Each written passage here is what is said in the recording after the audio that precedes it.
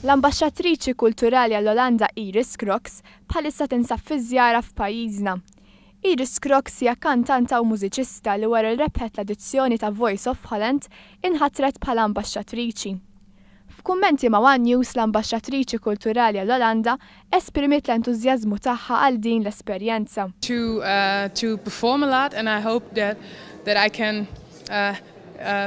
help people to come back to my beautiful country, because Valletta is beautiful, but also Leeuwarden is also a very beautiful city, and I hope people will come visit us to see the history which Leeuwarden has also, just like Valletta.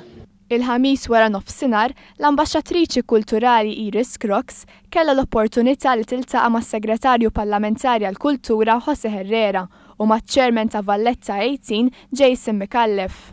Is-segretarju parlamentari José Herrera awgura kull suċċess fil-karriera tagħha filwaqt li fakkar kif l-ambaxxatur kulturali ta' pajjiżna huwa Joseph Kellha li intgħażel wara suċċess li kiseb fil-karriera tiegħu.